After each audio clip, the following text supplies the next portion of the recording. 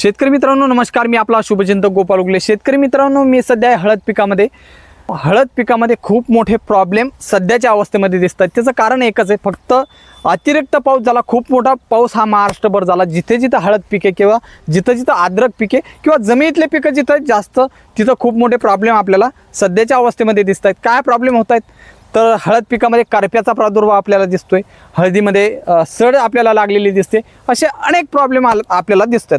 आता शेतकरी मित्रांनो, याच्यामध्ये नियोजन आपल्याला काय करायचं आहे आणि त्याची पार्श्वभूमी काय, कशामुळे हे रोग आलेत हे आपण सविस्तर जाणून घेऊ। तर शेतकरी मित्रांनो, जर आपण चॅनलला सबस्क्राईब केलं नसेल तर आपण चॅनलला सबस्क्राईब करा आणि हा व्हिडिओ शेवटपर्यंत बघा जर आपल्याकडे हळद पीक असेल तर, कारण हा व्हिडिओ हळद उत्पादक शेतकऱ्यांसाठी खूप महत्त्वाचा असणार आहे आणि समोर जे धोके आपल्याला येणार आहेत ते आज आपण रोखू शकतो जर हा व्हिडिओ आपण जर बघितला तर। शेतकरी मित्रांनो, कोणता रोग येणार आहे मी तुम्हाला सांगितलं, करपा किंवा त्याच्यामध्ये सड हा रोग येऊ शकतो। तर याच्यासाठी आपल्याला नियोजन काय करायचं आहे, ते कशामुळे येतात हे सांगतोय।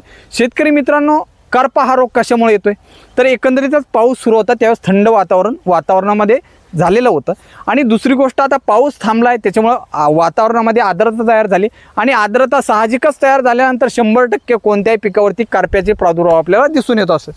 तर शेतकरी मित्रांनो, आपल्या पिकात सुद्धा हळद पिकात सुद्धा 100% करप्याचा प्रादुर्भाव हा दिसत असेल तर शेतकरी मित्रांनो, याच्यासाठी फवारणी मी तुम्हाला सांगतोय काय घ्यायचं आहे, काय नियोजन आपल्याला करायचं आहे। शेतकरी मित्रांनो, तुम्ही ब्ल्यू कॉपर फवारता तर त्याच्यासाठी ब्ल्यू कॉपर हा फवारू शकतो, त्याच्यासोबतच आपल्याला 100% हे स्ट्रेप्टोसायक्लिन आपल्याला याच्यासोबत घ्यायचं आहे। शेतकरी मित्रांनो, त्याच्याऐवजी हे जर आपल्याला बुरशीनाशक घ्यायचं नसेल तर BASF कंपनीचं कॅब्रिटॉप आपण त्याच्यामध्ये घेऊ शकतो।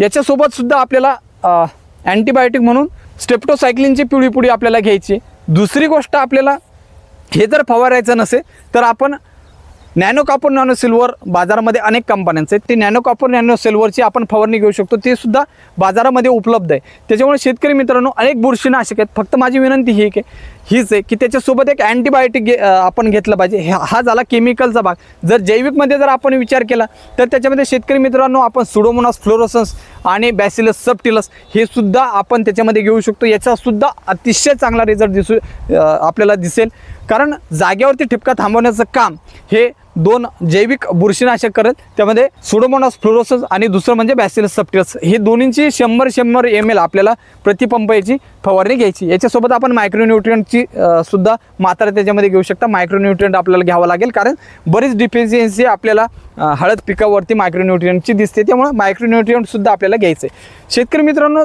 आता करप्याची पार्श्वभूमी आणि त्याच्यासोबत त्याची उपाययोजना काय करायचं हे सांगितलं। शेतकरी मित्रांनो, महत्त्वाचा रोग आहे, खूप महत्त्वाचा रोग आहे, अनेक शेतकऱ्यांच्या शेतामध्ये खरं तर तो दिसतोय, तो म्हणजे हळद पिकातील सड रोग।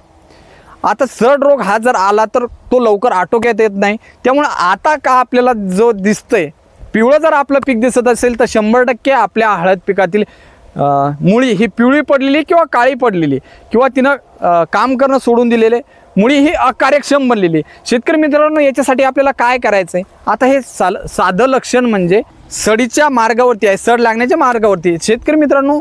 तर याच्यासाठी आपल्याला नियोजन काय करायचं आहे शेतकरी मित्रांनो, याच्यामध्ये जर विचार केला तर आपण जैविक चांगल्या पद्धतीनं कंट्रोल आपण करू शकतो। जैविक बुरशीनाशकाचाच आपल्याला याच्यामध्ये वापर करायचा आहे। जर जागोजागी असं कुठेतरी एका क्षेत्रामध्ये जागोजागीच अशी सड लागलेली, एखाद्या ठिकाणी 4-5 झाडच असे बाधित झाले असतील सड रोगाने, ते स्पॉट ड्रेंचिंग आपल्याला करायची आहे। ती कार्बेंडिझम आणि मॅन्कोझेब किंवा मॅन्कोझेब आणि मेटलॅक्झिल 2 पैकी एका बुरशीनाशकाची आपल्याला त्याच्यामध्ये ड्रिंचिंग करायची, स्पॉट ड्रिंचिंग। जर सगळीकडे झालं नसेल, जर पिवळं नुकतंच आपलं पीक हळद पीक पडलं असेल तर याच्यामध्ये आपल्याला जैविकच बुरशीनाशकांचे वापर करायचा आहे। त्याच्यामध्ये काय करायचं आहे शेतकरी मित्रांनो, आपल्याला तर ट्रायकोडर्माचा वापर करायचा। ट्रायकोडर्मा ही अतिशय चांगली बुरशी, ही आपली मित्र बुरशी आणि इतर हानिकारक बुरशांची ही शत्रू बुरशी अतिशय चांगल्या पद्धतीने काम करते। ज्या शेतकऱ्याला ट्रायकोडर्मा समजला खतर त्याच्यासाठी हा ट्रायकोडर्मा जिव्हाळ्याचा विषय झालेला आहे। शेतकरी मित्रांनो, अतिशय चांगले रिझल्ट येतात, फक्त आपल्याला त्याचा वापर आपल्याला चांगल्या पद्धतीने आपण त्याचा करून घेतला पाहिजे।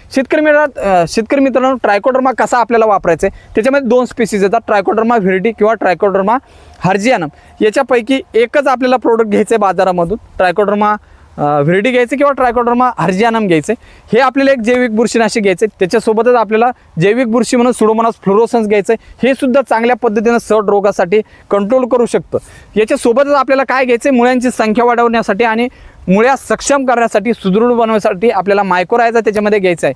आता मायक्रोरायझा काय करणार, तर मायक्रोरायझा अशी बुरशी आहे शेतकरी मित्रांनो जी की मुळ्यांवरती राहून मुळ्यावरती वाढून ही फॉस्फरसचं अपटेक किंवा फॉस्फरसचं ॲब्झॉर्प्शन हे जमिनीतून चांगल्या पद्धतीनं करतात. त्यामुळे मायक्रोरायझा सुद्धा त्याच्यामध्ये आपल्याला घ्यायचं आहे. शेतकरी मित्रांनो, ही जर आपण ड्रिंचिंग घेतली सड रोग आपल्या पिकामध्ये येणार नाही. दुसरी गोष्ट, जर ही फवारणी घेतली तर करपा रोग सुद्धा आपल्या पिकामध्ये येणार नाही. तर नक्की शेतकरी मित्रांनो, चॅनलला जर सबस्क्राईब केलं नसेल तर चॅनलला एकदा सबस्क्राईब करा. धन्यवाद.